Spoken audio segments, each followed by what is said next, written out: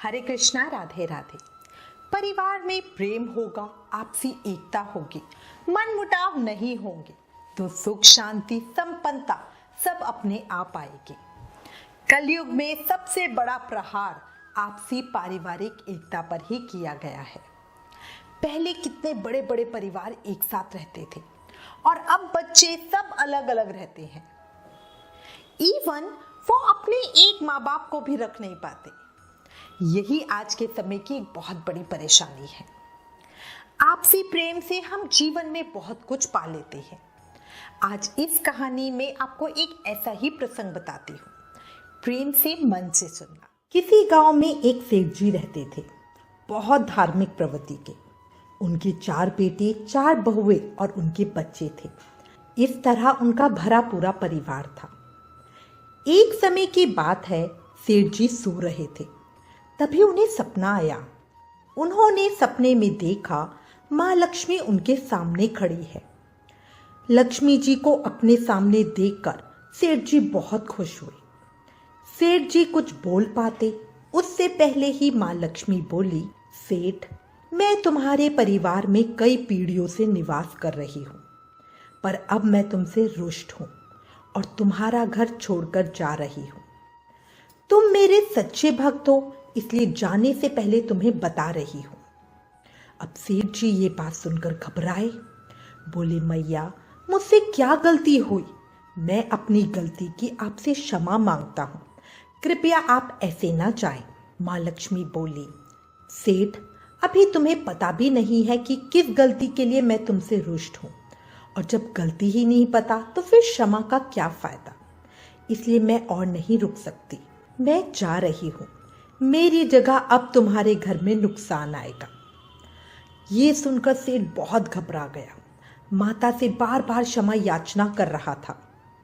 सेठ की ऐसी हालत देखकर माँ लक्ष्मी बोली, तुमने मेरी बहुत भक्ति की है, इसलिए जाने से पहले मैं तुम्हें एक अंतिम भेंट जरूर देना चाहती हूँ। मांगो जो भी इच्छा हो। अब माँ की ये बात सुनकर सेठ को कुछ संतोष हुआ। सेठ बहुत समझदार था। वो बड़े प्रेम से बोला, मैया, आपको तो मैं जाने से रोक नहीं पा रहा, नुकसान को भी आने से रोक नहीं सकता। इसलिए अगर आप मुझे कुछ देना चाहते हो तो ये आशीर्वाद दो कि मेरे घर में, मेरे परिवार में आपसी प्रेम बना रहे। बस यही मेरी इच्छा है। लक्ष्मी जी ने तथास्तु कहा और चली गई। सेठ जी की आंखें खुली। वो सपना सोचने लगे, पर कर कुछ भी नहीं सकते थे। उन्होंने अपने सपने के बारे में किसी से भी कुछ नहीं कहा। अगले दिन दोपहर में सेठ की सबसे छोटी बहू खिचड़ी बना रही थी। उसने खिचड़ी चूल्हे पर चढ़ाई और सिर्फ नमक डालकर छोड़ दिया और अपने अन्य किसी कार्य में व्यस्त हो गई। उसके बाद रसोई में दूसरी बहू आई। उसने चूल्हे पर खिचड़ी पकते देखा। उसने सोचा, छोटी बहू तो खिचड़ी चढ़ा गई पर मसाले नहीं डाले। यही सोचकर उसने पकती खिचड़ी में नमक और मसाले डाल दिए और अपने काम में लग गई। फिर तीसरी बहू आई। उसे भी ऐसा ही लगा और वो भी नमक मसाले डालकर चली गई। चौथी बहू ने भी ऐसा ही किया। अब दोपहर में खाना खाने सबसे पहले सेठ जी आए। सेठ जी ने खाना खाना शुरू किया। पहला निवाला मुंह में लिया, देखा बहुत ज्यादा नमक है। वो समझ गए कि घर में नुकसान यानी हानि आ चुकी है।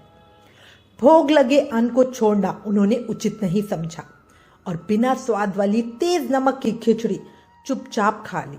उनके खाना खाकर जाने के बाद बड़ा बेटा खाना खाने आया। उसने जब पहला निवाला मुंह में लिया तो बेस्वाद तेज नमक की खिचड़ी देखी। उसे पता था पिताजी अभी खाना खाकर गए हैं। वो सोचने लगा जरूर कुछ बात होगी, तभी पिताजी ने चुपचाप ये तेज नमक की खिचड़ी खा ली। मुझे भी खा लेनी चाहिए। उसने भी खाना खाया और चला गया। फिर दूसरा लड़का आया, उसके साथ भी वही हुआ। उसने पहला निवाला लेते ही पूछा, पिताजी और भैया खाना खा गए?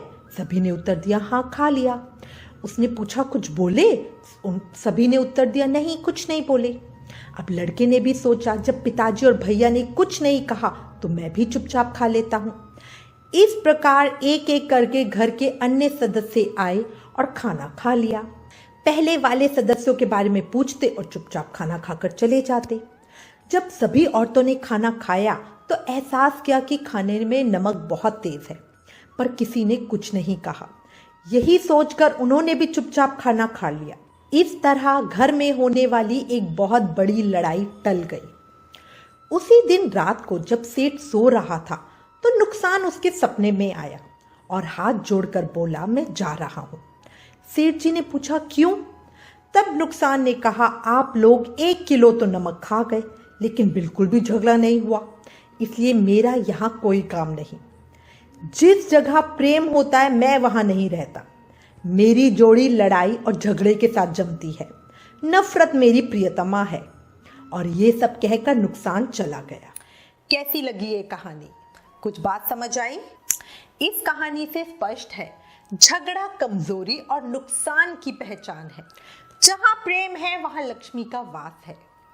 सदा प्यार प्रेम बांटते रहो, छोटे बड़े की कद्र करो। जो हमारे बड़े हैं वो हमेशा हमारे बड़े ही रहेंगे। जिंदगी में छोटा बड़ा पैसे से नहीं होता, क्योंकि पैसा आज है कल नहीं, फिर परसों है। अब क्या कह सकते हो?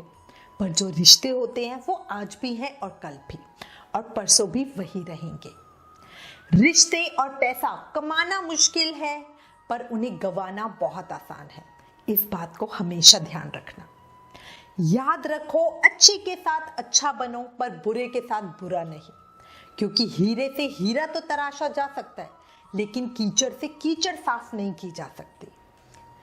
याद रखो, हमारी खुशी हमारी सोच पर निर्भर करती है। हम शिकायत कर सकते हैं कि गुलाब की झाड़ियों में कांटे हैं, या अपनी सोच बदलकर खुश हो सकते हैं और सोच सकते हैं कि प्रभु की कृपा देखो, जो कांटे की झाड़ियों में सुंदर गुलाब खिला हुआ है ना सोच का फर्क। हंस सिर्फ दूध पिएगा और कौवा कीचड़ खाएगा। हमें सोचना है हमें क्या बनना है। विचार पसंद आया हो तो इसे अपने फ्रेंड्स फैमिली के साथ जरूर शेयर करना।